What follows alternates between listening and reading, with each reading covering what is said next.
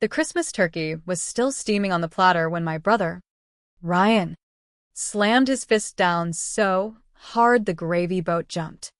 "You're letting us move in, Emily.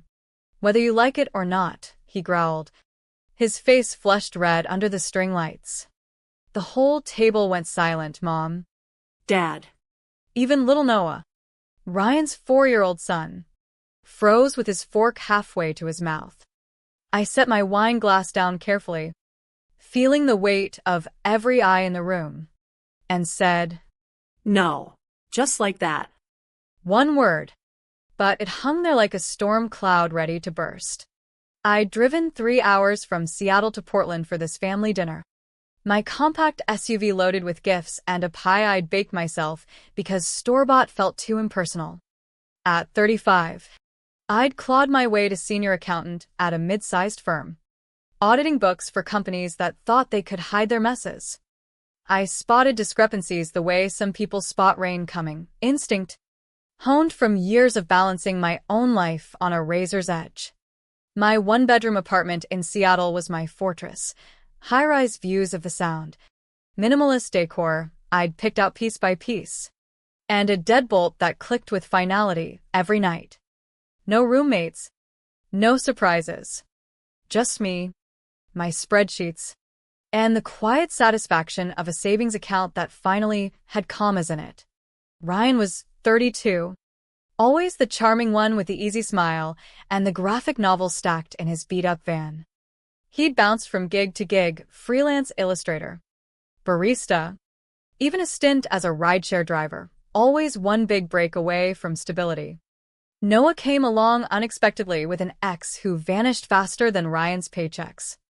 The first time Ryan showed up at my door 2 years ago, it was with a backpack and Noah in a carrier, tears in his eyes about an eviction notice. "Just a week, he'd pleaded. For the kid." I let them in, turned my living room into a makeshift nursery, and watched as my grocery bill doubled. Toys underfoot, late-night cries echoing off the walls. He promised to chip in, but the only thing that arrived was more excuses. When he finally left after 6 weeks, I scrubbed marker off the coffee table and vowed it was the last time.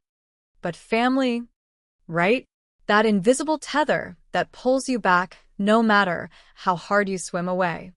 Mom, Susan, a retired teacher who'd spent decades shaping young minds, always saw Ryan as her perpetual student, the one who needed extra credit to pass.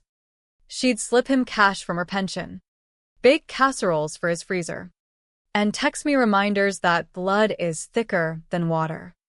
Dad. Tom, a mechanic who'd fixed more engines than family feuds, nodded along, handing Ryan tools or loaner cars without a second thought. They called my apartment the family fallback in our group chat, like it was a shared asset instead of the place I'd bought with overtime hours and skipped vacations.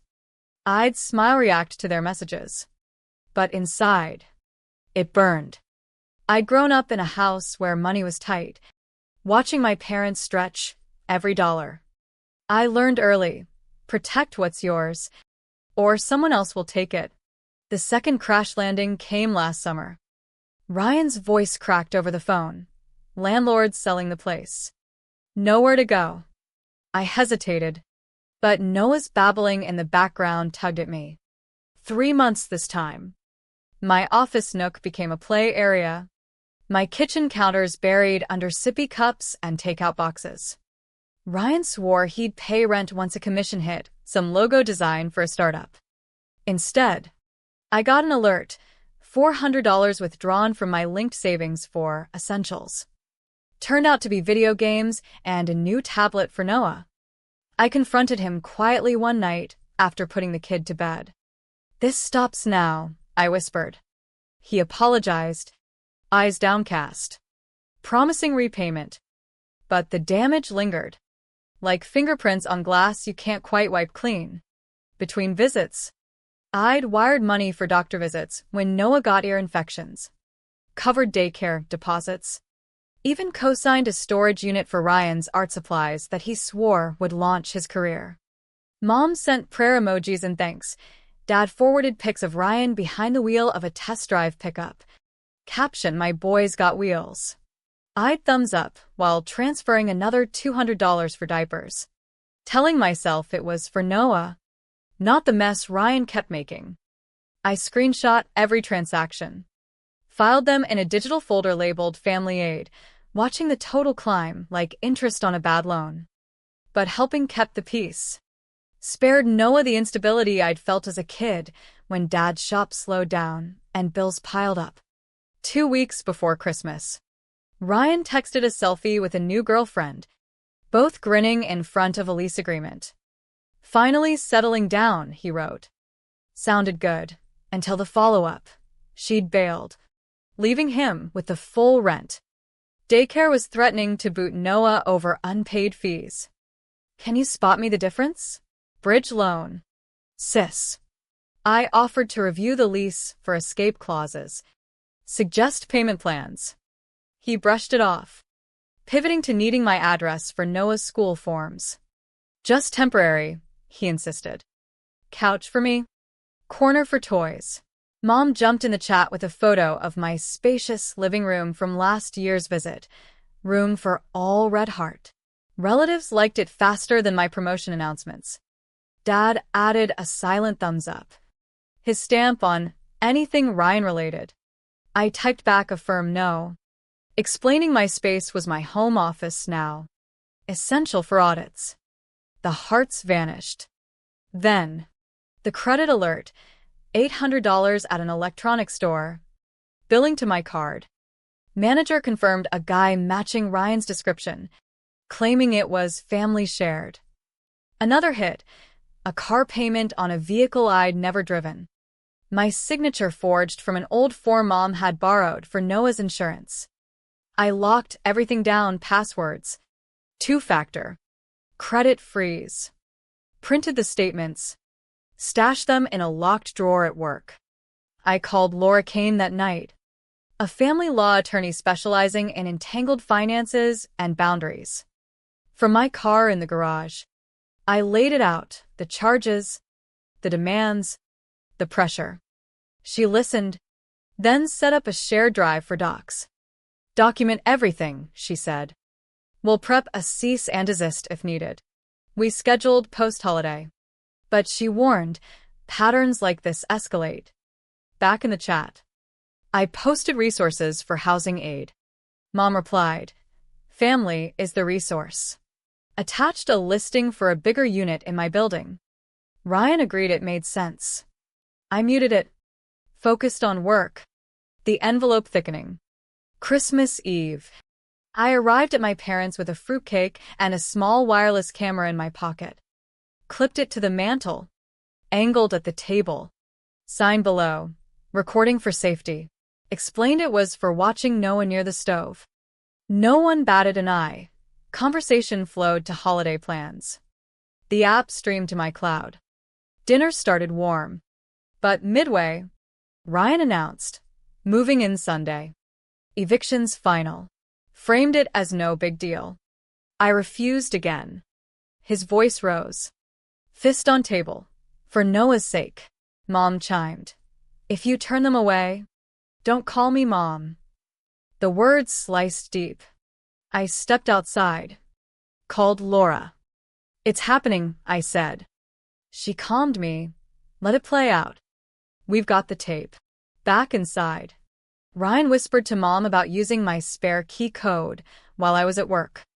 The camera caught it all. Dad flipped the TV to movies but hit the wrong input. The feed played live, Ryan's plan echoing. Room froze. Forks dropped. Noah chewed on, oblivious. The screen flickered with the dining room mirror image. Timestamp ticking in the corner.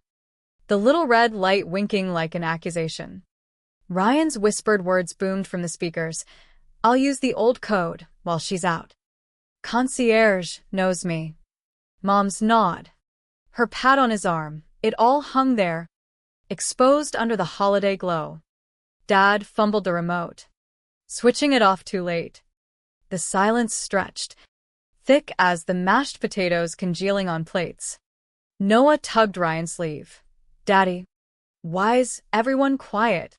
Ryan shushed him, face paling, eyes darting to me. I didn't say a word. Just picked up my plate, scraped the remnants into the trash, and rinsed it in the sink. The clink of porcelain echoed. Mom finally broke. Emily, that was private talk. You had no right. I dried my hands slowly. Safety first. Remember? Dad grumbled something about technical glitches. Avoiding eyes. Cousins on the video call logged off one by one. Murmurs fading. Ryan pushed back his chair, standing tall but voice cracking. This is low. Immunasia. Spying on family. I met his gaze level. Protecting mine. The evening unraveled from there. Dessert skipped. Gifts exchanged in tense quiet. I left early, driving back to Seattle through sleet.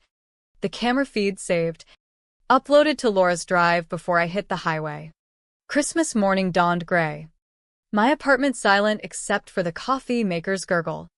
I'd slept fitfully. Dreams tangled in family knots.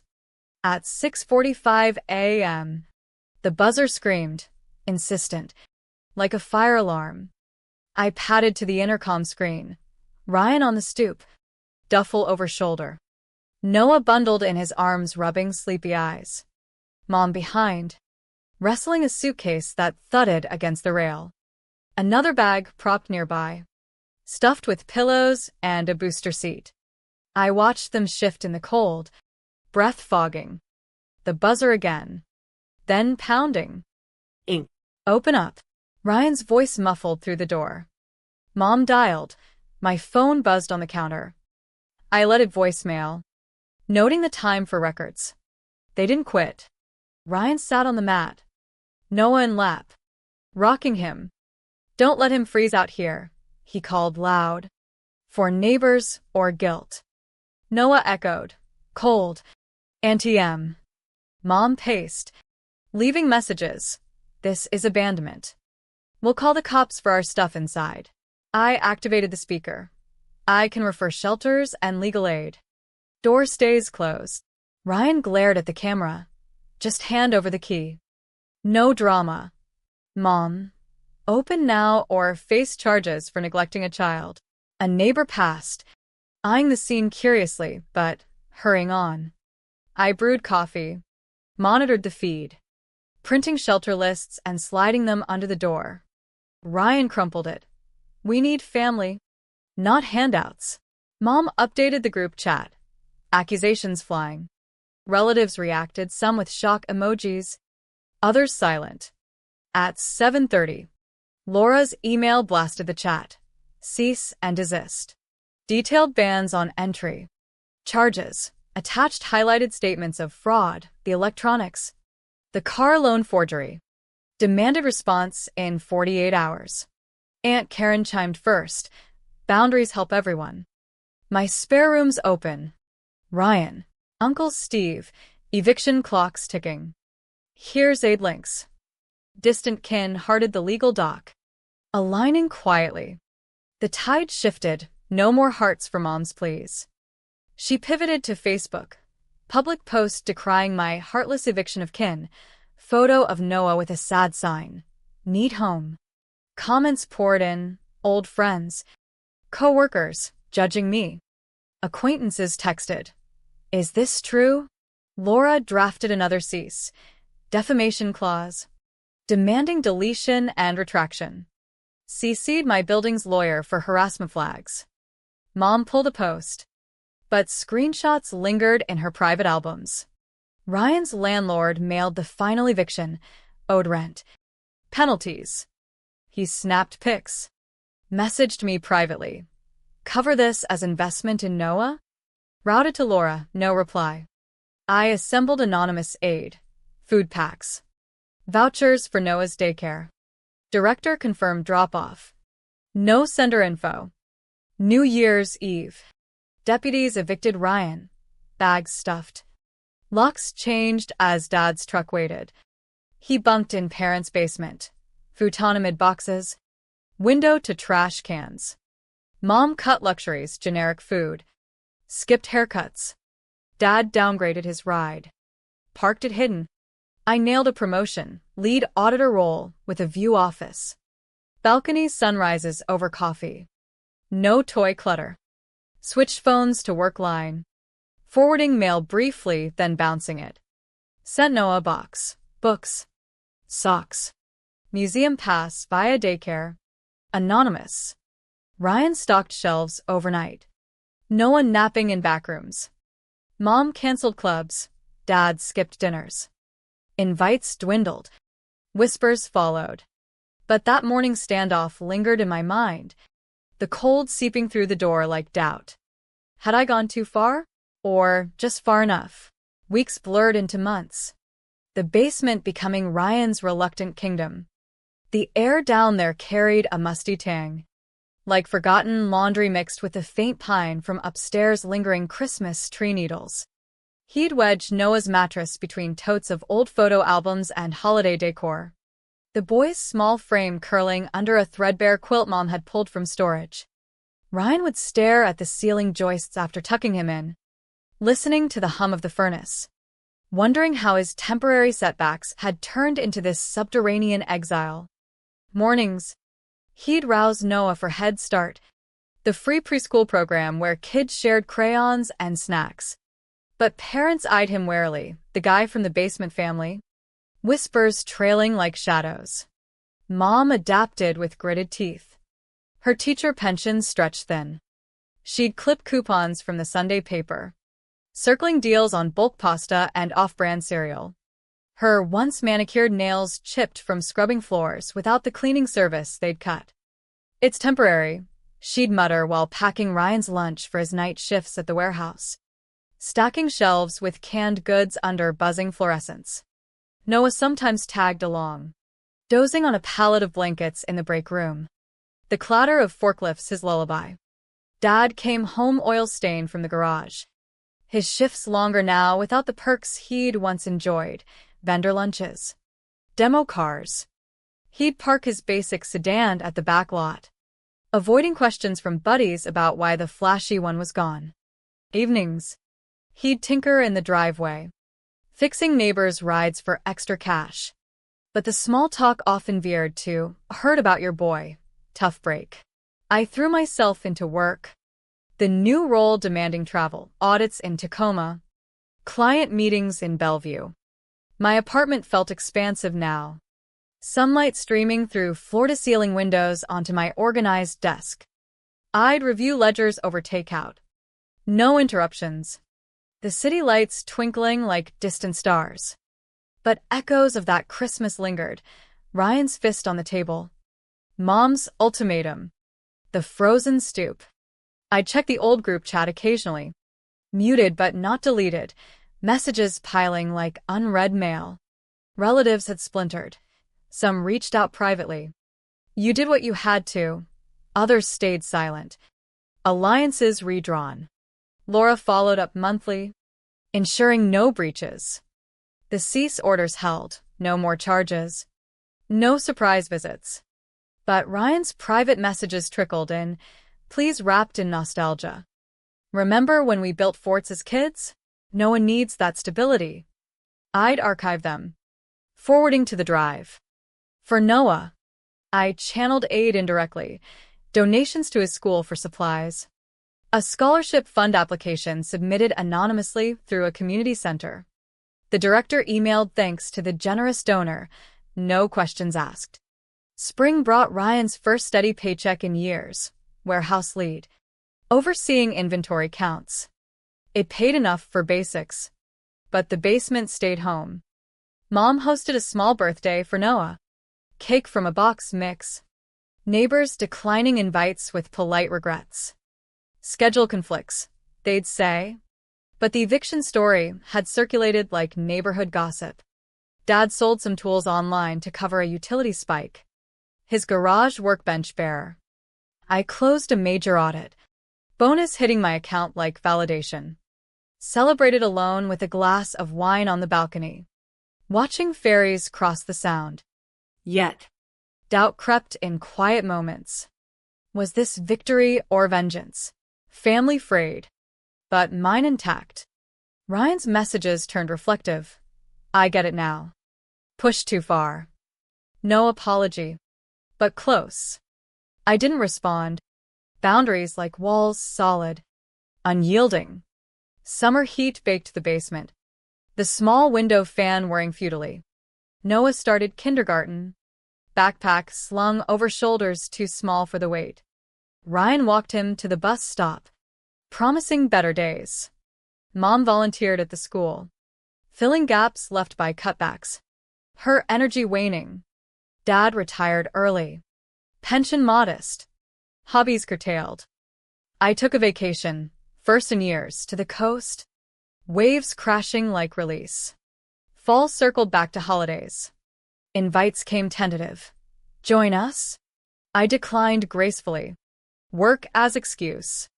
Sent Noah a package via school. Winter coat. Books. Art supplies. Anonymous. Always. By autumn's chill. The basement had morphed into a semi-permanent lair. Walls papered with Noah's finger paintings to mask the concrete gray. Ryan clocked overtime at the warehouse. His hands calloused from pallets and boxes. The scent of cardboard clinging to his clothes. He'd collapse on the futon after shifts, scrolling job sites for something creative, anything to reclaim his illustrator dreams. Noah thrived in kindergarten, chattering about recess and spelling bees. But bedtime stories often circled, when we get our own place. Mom's group chat updates turned subdued, photos of Noah's artwork. No tags for me. She'd aged subtly, lines deeper. Steps slower, her retirement dreams of travel shelved for budgeting apps and meal preps. Dad spent days in the garage, restoring an old bike for Noah, his way of contributing without words. Vendor invites dried up, he nursed coffees at home instead. Neighborhood barbecues skipped their house. Whispers of that family drama lingering. I advanced to partner track. Office with a view. Team under me. Evenings. I jog along the waterfront, earbuds drowning thoughts. But memory surfaced. Childhood forts with Ryan. Laughter before life complicated it. Laura closed the file. No activity. You're clear. Relief mixed with hollowness. Thanksgiving loomed. Mom's invite arrived via mail, handwritten. Tentative. Miss you. I sent regrets. Donated to a shelter instead. For Noah, a holiday box, toys, clothes, via anonymous drop. Winter hit hard, snow blanketing Portland. Basement drafts seeping. Ryan caught a cold. Missing shifts, bills mounted. Mom pawned jewelry for meds. Dad fixed cars curbside for cash. I hosted clients for holiday drinks. Apartment aglow. But alone later. I scrolled old photos us as kids. A pang. Was severance permanent? Ryan's message. Noah asks about you. I typed. Deleted. Boundaries held. New Year resolutions. Ryan enrolled in online design courses. Library, Wi-Fi his lifeline. Noah's report cards glowed. Mom tutored him after school. Dad joined a senior center. Modest outings. My promotion sealed. Corner office. Raise. Moved to a larger unit, 2 bedrooms. But solo. Balcony views expanded. Spring renewal. Ryan landed a freelance gig. Small but promising. Basement upgrades, curtains, lamp. Mom gardened. Veggies cutting costs. Dad biked with Noah. Bonding. I audited remotely.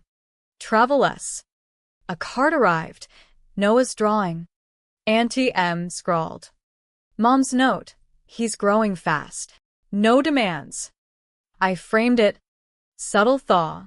As seasons cycled, the basement lost its temporary sting, becoming a chapter in Ryan's slow rebuild.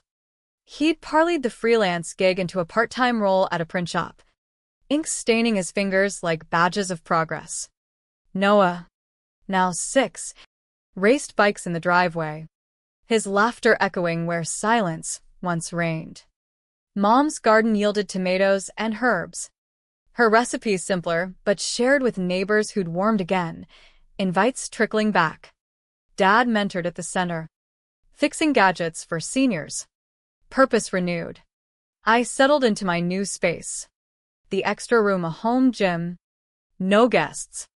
Audits flowed, life balanced. But the card on my shelf nagged. What if bridges rebuilt without burning? Ryan's updates came sparingly. Got a raise. Thanks for the push. Indirect acknowledgement. I wired anonymous funds to Noah's school for field trips. Small gestures. Unseen. Summer brought a milestone. Ryan saved for a deposit on a studio apartment. Packing boxes stacked. Basement emptying. Mom helped fold clothes. Tears mixed with pride. Dad loaded the truck. Handshake firm. Proud. Son. Move-in day. Noah bounced excited. Our own door. I learned via a neutral relative's text. Relief washed, cycle broken. Holidays approached. An invite arrived. Open-ended. I accepted tentatively. Driving down with boundaries clear. Dinner civil. Stories shared. No demands. Noah hugged tight. Missed you. Laughter tentative, but real. Yet. As I drove back, questions lingered. Forgiveness or caution. Family rebuilt on new terms.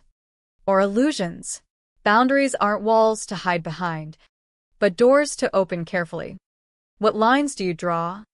And when do you erase them? The road stretched. Answers in the distance.